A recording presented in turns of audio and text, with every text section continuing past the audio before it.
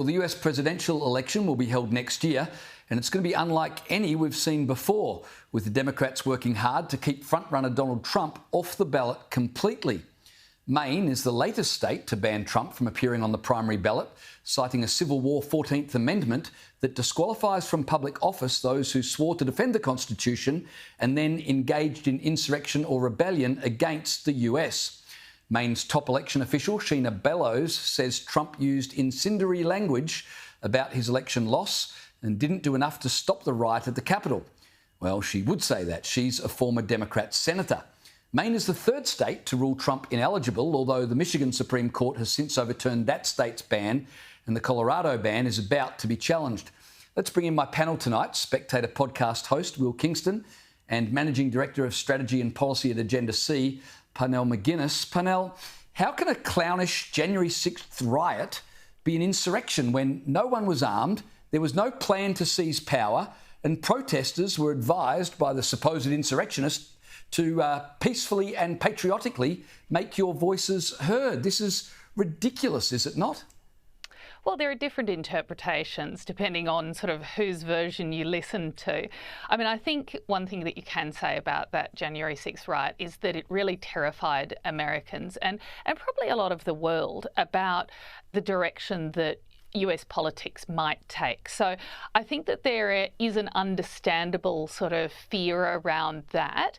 And of course, you know, you can minimise some signs. You can say, you can point to the times in which Donald Trump sort of urged peace, but you can also point to times in which he encouraged there to be some kind of action. And as I say, it's really down to the reading of the two sides, how you might have interpreted that. Now, why they're bringing it up now, that's another matter entirely. And I mean, I think now what we're seeing is Democrats really genuinely afraid that Trump is going to be the candidate for the Republicans again, and that given that they've got Biden, who is practically unelectable on their side, that Trump's going to be in with a real chance. Indeed, I think they're very afraid that Trump is going to be elected.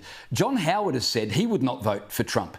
He's told the Australian newspaper, once Trump refused to accept the outcome, I wrote him off. I just thought that was a complete fraud on the Australian public and the democratic system.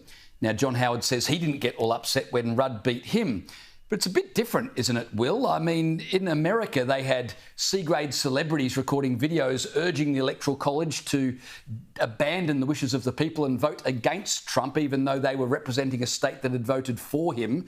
They had big tech censoring information that would have been negative to the Biden campaign.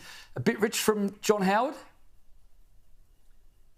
Oh, James, far be it from me to be blasphemous in saying a bad word about John. But look, well, it's John Howard. He's not the Pope.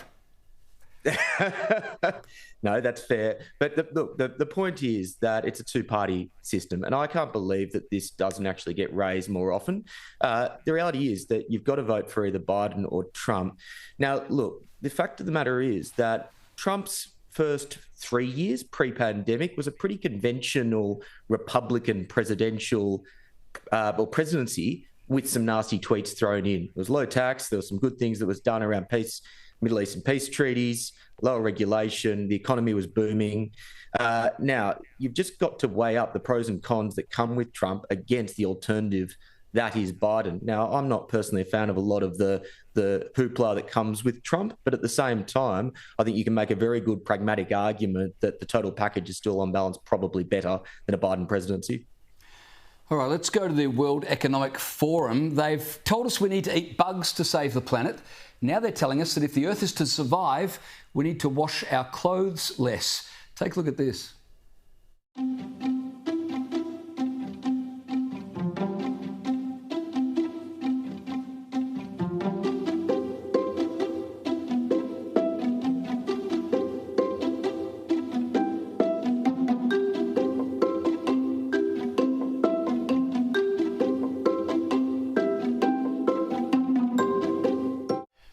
Parnell, this would explain the condition of many climate protesters that we see on our streets, wouldn't it? Oh, come on. How often are people washing their clothes that they need to be told this by the World Economic Forum? I mean, honestly, okay, so I went into this thinking my tween is going to be a fan of this. It's going to tell him that he's not going to have to wash his clothes for ages and ages. But really, if I had to wash any more than the recommended amounts of things for this, I would be spending half of my life doing laundry for the family. That is ridiculous. Look, those are completely reasonable amounts of time. Plus, of course, always wash your socks and underwear after every time you wear them. You know. Good advice. I mean, climate protesters don't shower already, so I'm sure they'll adapt to not washing clothes as well. Hey, it's fair to say Victoria Police aren't exactly known for their sense of humour. Take a look at this moment from the MCG test as punters at the cricket are just trying to have a bit of fun.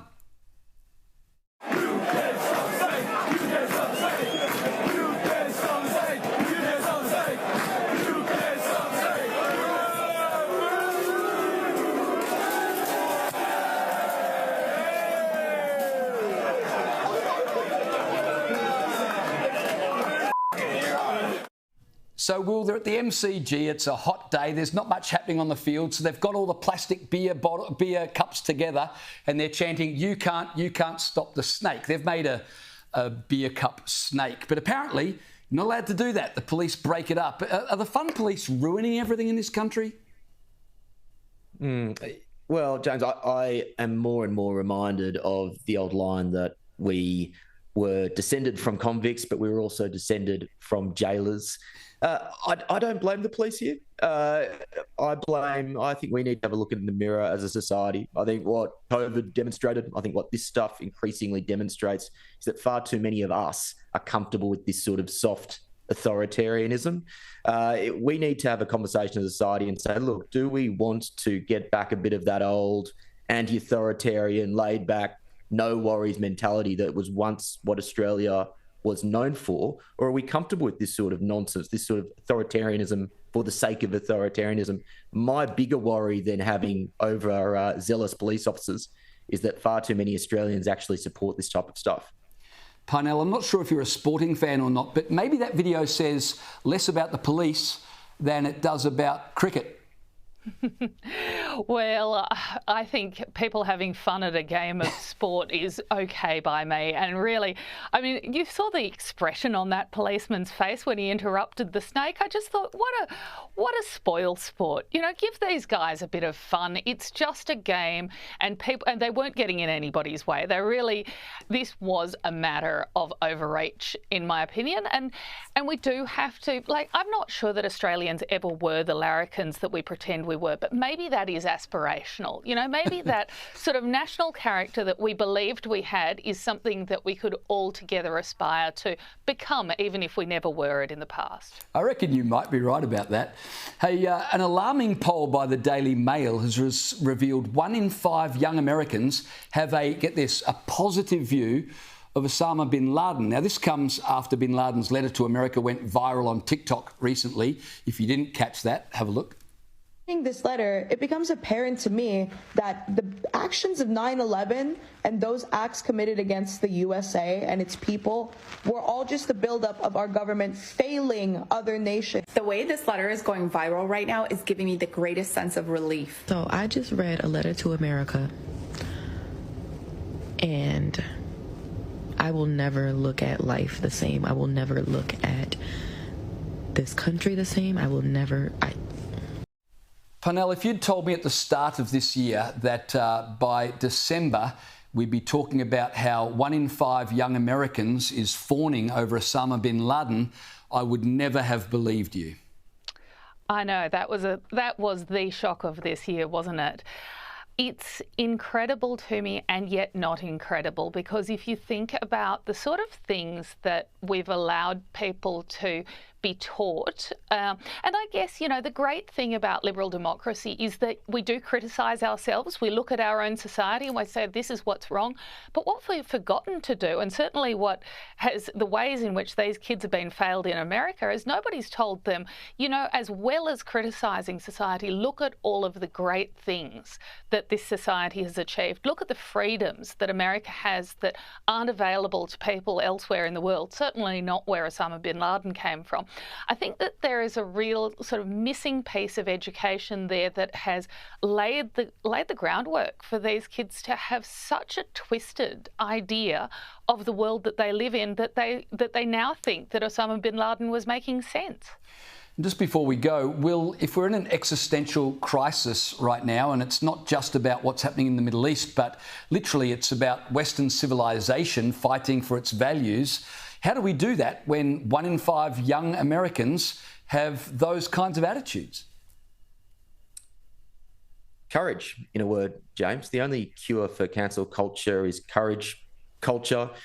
We need to be okay with being proud of Western civilization. There are too many people that say you're racist if you stand up for the values of Western civilization. We need to be strong enough to say that that is nonsense. There is so much good in our history, and we need to be proud of that fact, and we need more people in more positions of power who are selling that message.